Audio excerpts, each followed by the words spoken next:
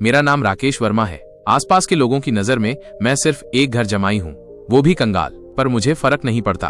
फर्क पड़ता है उस सच से जिसे मैंने अपनी बीवी निधि के अलावा किसी को नहीं बताया, वो भी पूरा नहीं। मैं एक छोटे शहर में पला बढ़ा था।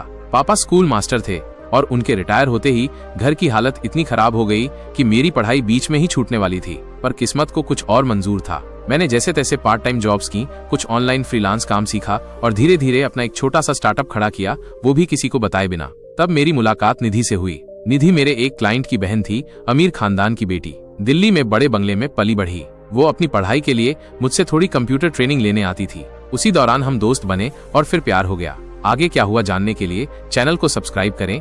निधि ने अपने घर वालों को बड़ी मुश्किल से मनाया। उनके लिए मैं बस एक गरीब लड़का था। शादी भी एक शर्त पर हुई, राकेश हमारे घर पर ही रहेगा। हमारे सीनियर सिटीजन पेरेंट्स हैं, बेटी अकेली नहीं रहेगी। मेरे लिए ये फैसला आसान नहीं था, पर मैंने हाँ कर दी, क्योंकि मैं जानता था कि मेरी पहचान, मेरी मेहनत, मेरी कंगाली से नहीं, मेरी कमाई से बनेगी। वो भी तब जब सही वक्त आएगा। शादी के बाद से ही ससुराल वालों की नजरों में मैं हमेशा घर जमाई रहा, वो भी ऐसा जिसे कोई काम धंधा नहीं आता। रोज सुबह नाश्ते की टेबल पर मेरे ससुर श्रीकांत जी बिना नाम लिए ताना मारते। कुछ लोग तो घर के खर्चे में हाथ बंटाते हैं, पर कुछ लोग तो बस दामाद बनकर ऐश करते हैं। मेरी सास अनीता जी भी हमेशा कहती, निधि तुम भी देखो, तुम्हारा पति दिन भर कमरे में बंद रहता है, न कोई ऑफिस जाता है, न कोई प्रॉपर नौकरी करता है। कहीं ये सब ड्रामा तो नहीं? निधि सिर्फ मुस्कुरा देती, क्योंकि उसे पता था कि मैं क्या कर रहा हूँ, पर मैं जानबूझकर सबके सामने चुप ही रहता। मैंने निधि से भी कहा था, जिस दिन सच सामने आएगा सबके ताने खुद ब खुद बंद हो जाएंगे। कमरे में बंद रहने का राज मेरा कमरा ही मेरा ऑफिस था। मुझे न तो किसी को दिखाना था, न सुनाना था कि मैं कौन हूँ। दिन भर लैपटॉप पर calls, video meetings, client meetings, पर वो सब इंग्लिश में और बिजनेस जार्गन में। मेरे ससुराल वालों को समझ ही नहीं आता था कि मैं क्या करता हूँ। वो समझते थे ये बस दिखावा है, न कोई काम है न पैसे। कभी कभी निधि भी पूछती, राकेश सच में बताओ तुम ये सब कब तक छुपाओगे? मैं हंस देता, जब वक्त आएगा सब खुद देख लेंगे।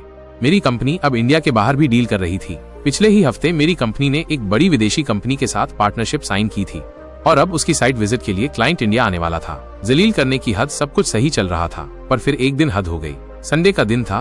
निधि के भाई और उनकी बीवी भी आए थे। पूरा खानदान ड्राइंग रूम में बैठा था। बात बात में निधि की भाभी बोली, वैसे जीजू को भी कुछ करना चाहिए। देखिए ना, आप सबका घर में रहना, खाना, बिजली, पानी सब ससुराल से चल रहा है, कोई शर्म नहीं आती? इतना सुनकर मेरी भी नसें खींच गईं, पर मैंने फिर भी कुछ नहीं कहा, सिर्फ मुस्कुराया और कहा, जो आप लोग सोचते हैं वो सही ही होगा, बस थोड़ा वक्त दीजिए, सब समझ आ जाएगा। भाभी ने ठहाका लगाया, हाँ हाँ, बड़ा बिजनेसमैन बनेगा, इंटरनेट पर टाइम पास कर लेना, कोई बिजनेस नहीं होता जीजू। पूरा हॉल खिलखिला उठा। निधि की आंखों में आंसू थे, पर वो कुछ नहीं बोल पाई। सच सामने आने का मौका। कुछ दिन बाद मुझे मेरी टीम से मेल आया, सर विदेशी क्लाइंट पहली बार इंडिया साइट विजिट पर आना चाहते हैं, उन्हें आपका हेड ऑफिस दिखाना है और वो चाहते हैं कि आपके फैमिली मेंबर्स भी इस मीटिंग में रहें। ये मौका था सबके ताने बंद कराने का। मैंने निधि से कहा, कल सबको मेरे साथ चलना है। निधि ने डरते डरते पूछा, तुम पागल तो नहीं? पापा और सबके सामने अगर वो मना कर दें तो? मैंने कहा, देखना सब चलेंगे और उस दिन सबको राकेश वर्मा का सच पता चलेगा। कंगाल घर जमाई का ऑफिस। अगले दिन मैंने ससुराल वालों को हेड ऑफिस चलने को कहा। पहले तो किसी को समझ नहीं आया। वो बोले, तू हमें कहाँ घुमा रहा है? जब हम कार में पहुंचे तो ड्राइवर ने गाड़ी एक ग्लास बिल्डिंग के सामने रोकी। बोर्ड पर लिखा था RV टेक्नोलॉजीज प्राइवेट लिमिटेड। मेरे ससुर बोले, ये क्या, यहाँ क्यों लाए? मैंने हंसकर कहा, यही मेरा सच है।